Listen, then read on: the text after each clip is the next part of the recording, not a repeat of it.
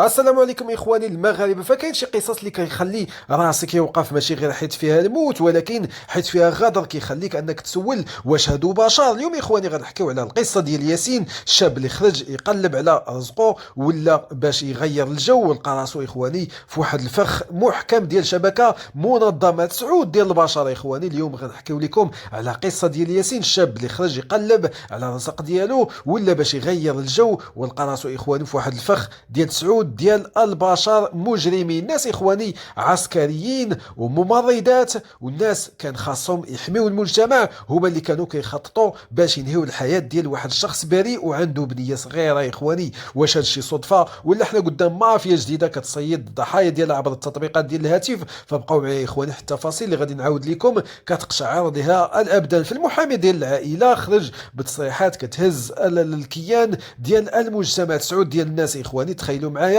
7 ديال الذكور، 2 ديال العيالات، واحده فيهم ممرضه يعني فرمليه، يعني الناس قارين وخدامين وربما المفروض انهم يكونوا فاعلين في المجتمع، غادي يلقاو راسهم في هذه الجريمه. فالخطه كانت بين اخواني، استدرجوه من التطبيق ديال اندرايف، وهذا الشيء كاملين عارفينه، استدراج سرقه، وباش يمسحوا الاثار وصلوا للمستوى ديال التمثيل بالجثه وانهم يحرقوها. فهذا الشيء اخواني ماشي اجرام ديال لحظه غضب، هذا تخطيط مسبق، وهذه جريمه مدروسه ومدروسه بعنايه. والمصيبه اخواني العظمى، هاد الناس ما كانوش كيعرفوا ياسين، كان ضحيه عشوائيه، كانوا في حاله سكر طافح. فهادو كاملين اللي ركبوا في السياره من بعد ما سرقها هذاك المجرم اللي هو عسكري من عند ياسين وداروا في الكفر، يعني ياسين بقى في الكفر مكتف، غادي يمشي عند هاد الناس اللي هما 7 ديال الناس اخرين، حيت هذيك السيده الممرضه كانت راكبه معاه في الطوموبيل، غادي يمشي عندهم وغادي يلقاهم كاملين سكرانين في واحد النص ديال الليل. فهما كانوا واحد العصابه اخواني اللي صافي مقطع الوراق، عارفه شنو كدير، خارجه في الليل،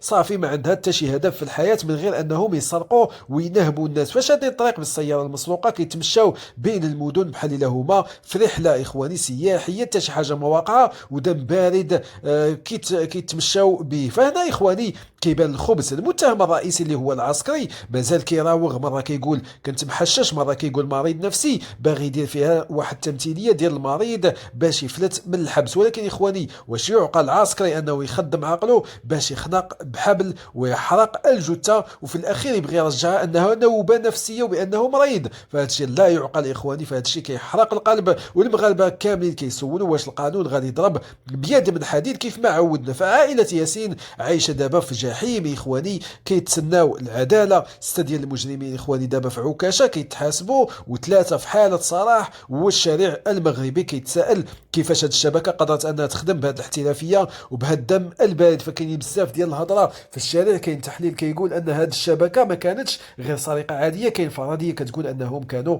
كيستعملوا هاد التطبيقات كشبكه صيد العمليات اكبر، وربما كانوا عندهم عمليات سابقه اخواني، ربما تبييض اموال وحتى تجاره محظوره. وياسين كان في الوقت الغلط وفي المكان الغلط، والناس كتهضر في الكواليس على ان العسكري اللي دار هذا الشيء كامل كان هو العقل المدبر اللي كيعطي الاوامر، والممرضه كانت هي اللي كتموه الضحايا بالصوت ديالها والاسلوب ديالها وكتعيط عليهم وتستدرجهم للطوموبيل باش انهم يديوها لواحد البلاصه. وبطبيعه الحال العسكري هو اللي تينفذ العمليه بالحبل. هذا الشيء اللي دار لياسين خنقو، بدا كيدور بالسياره ديالو مشات لكازا. وهذا الشيء اخواني اللي غادي ادي انه التليفون ديال ياسين يهز واحد السلسله ذهبيه، بزاف ديال الاموال كانوا في الطوموبيل ديال ياسين، ويفرقوا من هذوك الناس اللي هما مشتبه فيهم. واحد منهم باع ليه التليفون، وتما غتبدا المعالم ديال الجريمه. من غادي يتبعوا دارك داك التليفون وغادي يلقاو اخواني بانه عنده واحد الشخص اللي غادي يوريهم كاع المشتبه بهم الاخرين. شكرا لكم اخواني على المتابعه، غادي نوافيكم